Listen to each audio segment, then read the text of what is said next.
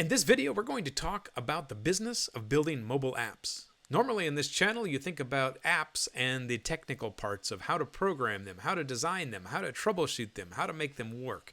And now we're going to talk about maybe the business side of it. So if you're kind of a business person or you're looking into changing your role from a programmer into a team lead or a business leader, then this is going to have some good advice for you. So here's what's ahead of us in the next few videos. In this video, we're going to talk about the motivation for building an app. Because if you don't know why you're building an app, you're probably going to fail. In soon videos, we're going to talk about effective design and making your app work for your users. So you ask your user what they want and build exactly what they need rather than choosing the features that you like and are cool. The next part is about marketing. We're going to look at how you can actually turn your app into something successful that people want to use. How do you make money on it? And whether you support a business or you're trying to create a business, we need to ask the principles about supporting and monetizing. Also, many users just ignore their apps. They install it once and then forget about it. So what makes the difference between the apps that are sticky and the ones that get thrown away or ignored? So there are some pretty standard principles for how to build an addictive app and increase user loyalty. Also, what's the tools?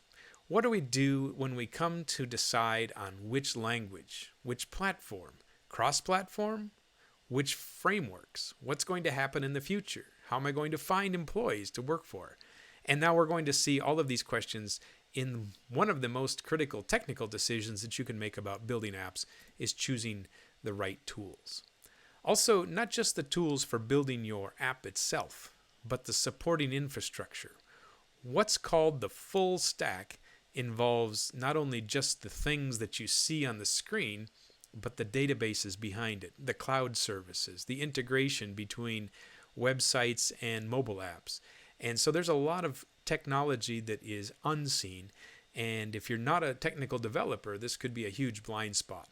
And so we'll talk some advice about how to build for a more scalable cloud service.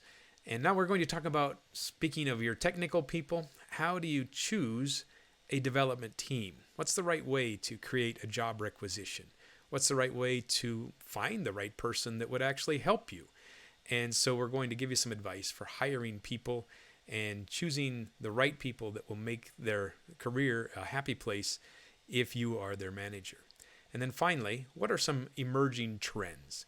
So you don't want your app to be expensive and be replaced on a regular basis. You want it to be able to grow and expand. And what's coming down the road? What things are we going to do with our mobile apps that we don't do very well right now? And so that's some of the things that are ahead in the videos that are beyond. Now, first of all, we're talking about the motivations. And so that's why you came to this video. What reason do you have if you want to make an app? So some people, it's about money. Some people are solving problems. Maybe you are just trying to make things that people love to use, or you're trying to save the world. Now, you might ask, why an app then? If I'm going to build an app, are there better ways to invest my money? Is the app the right solution? You have to understand your problem before you begin typing, obviously. And so apps are expensive. Web apps might be better. A good app for a bad business plan is probably going to fail. And so make sure that you answer some of the fundamental questions about why you're building an app in the first place. Of course, some people are going to say, the motivation is just that I've heard you can make a ton of money as an app developer and an app creator. Well, for some people, yeah, it's true. There's a 1% club that seems to do very well at that, but for the rest of us, not so much. Maybe you have a good motivation to say, my app is going to save the world some way. I'm going to reduce carbon emissions. I'm going to help people with anxiety. I'm going to provide services for the underserved. I'm going to promote racial harmony. I'm going to make our government work better.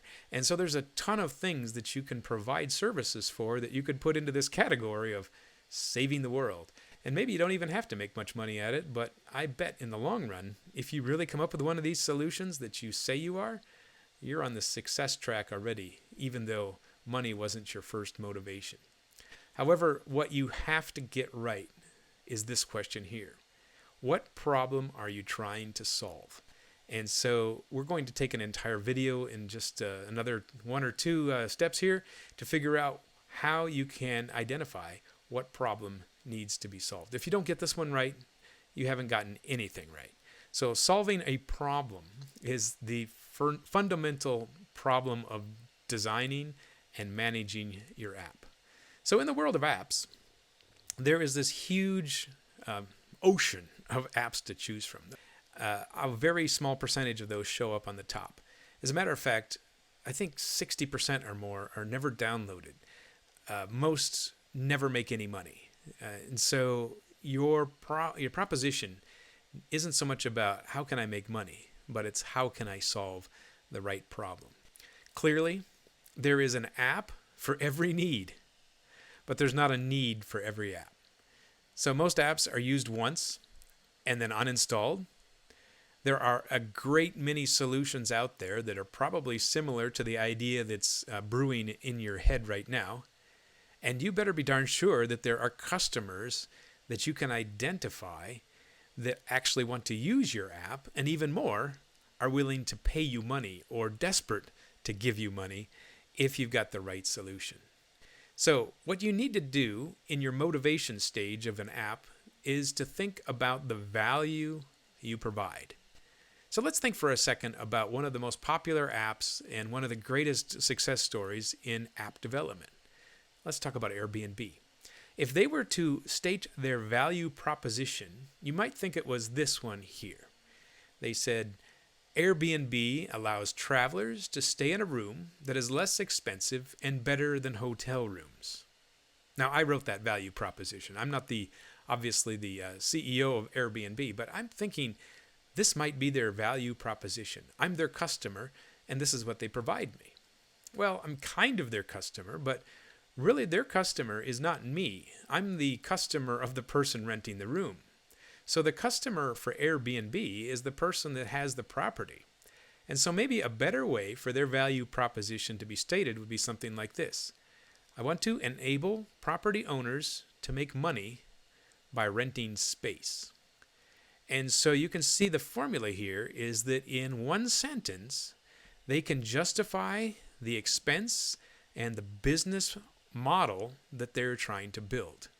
And so Airbnb might be an app, but really it's an app that is a business, or a business that is an app. So your value proposition, this is your homework. You've got an idea right now for an app. Can you state it in this term? That my value proposition for my app is something like X, my business, X is a service that allows Y is my customer, that allows Y to do Z in a better way. And so you have to be very specific on each of these.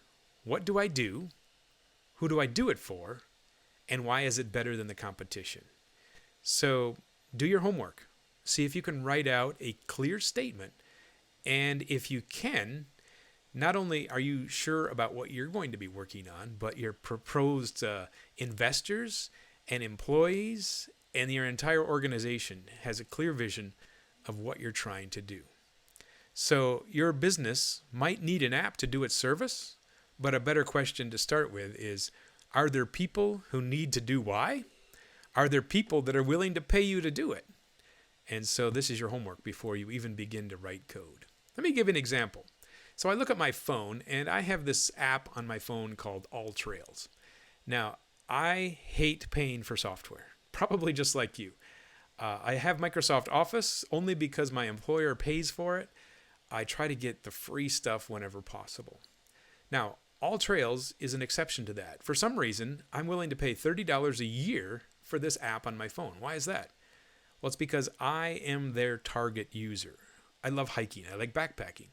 And so if you look at what they're trying to say, my proposition is you can plan ahead with detailed maps. You can navigate on the trail. So my GPS tells me exactly where I am, and so I don't get lost in the woods, which of course has happened. And so as a result, they have identified exactly who their customer is. They know who I am. And even though it pains me, I am willing to offer them money on a yearly basis because they do this better than anyone else. And so they found their niche, they found their persona, they found their customer, and they provide me value that I'm willing to pay for. Now, here's the other example. So if you are an elementary classroom teacher, or you know somebody that does that, you could probably ask them, do you use Class Dojo in your room? So you're probably not an elementary teacher, just by statistically speaking. But here's what it is. 95%. This is a huge market penetration. They say 95% of schools use this app in their classroom. So why in the world does everybody adopt it? Well, you can see, first of all, it's free. And so that's a pretty easy proposition. And it does exactly what a teacher needs. So all of your classroom tools in one place. There's a good value proposition. So you can see they throw an example in front of you. How many groups do you want in your classroom? You can see that they are grouping people with the ease of an app. And they could probably just show this right on the screen in front of the classroom to say, hey, random groups today, click. Or you might say, what does this app do for communicating with my parents? You could also do things like keep track of classroom discipline or give bonus points to students. You can modify their behavior. You can keep track of things. You can translate. In other words, they have found what a teacher needs. They have either lived in the shoes of a teacher, they were a teacher, or they know teachers so well through study that their app now rests in 95% of all classrooms here in the United States. And so your goal then is to have a value proposition for your service that fits somebody. That somebody might be plumbers. It might be accountants. It might be kayakers. It might be chiropractors, bicyclists. It might be hairstylists. So you don't want to say, well, my app is for everybody, anyone that has a car. No, you want to have people that have specific needs, people that have car seats, people that have babies, people that commute to work. Whatever their issue is, you have an identified solution for them. And so like Class Dojo or the Hiker app, they have picked a segment and they know exactly who they want to serve. Also, here's the question about the motivation. Do you really need an app, or do you just need a better website? Because here is a principle if you're thinking about spending a whole lot of money on an app. You can serve a great deal of your customers through a properly designed website.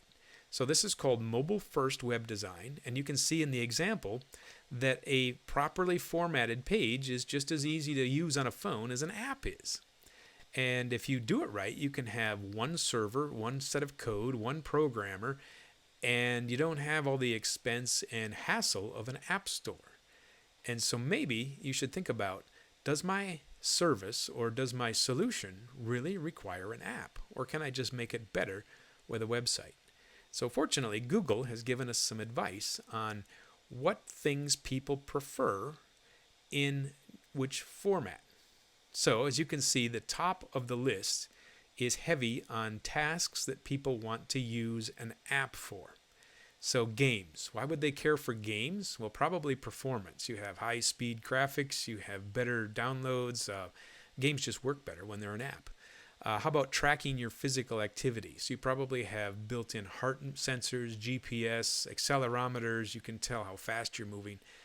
Listening to music, navigation. So there are certain things up here that are focused in on the performance or feature of the phone. So obviously Pokemon Go is going to work with an app and not a website.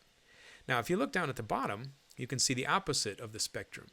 So don't bother with an app if you're trying to do one of these things. So search or browse the internet, find things to do, order takeout, find things to do or eat, organize your leisure or business travel, read the news. So all of these are probably just as well done or even better with a website. So just use your Chrome browser that's already built in on the phone, and then you don't have to worry about building an app. So think about some of these issues before you go out and hire a mobile development team and invest a lot of money. So one of the next things we need to do is think about the categories of apps that you might want to develop. What's the competition in these categories, and how much money can you make? A second question is, who is your app for? And so knowing your user is the second video that I recommend that you look at next.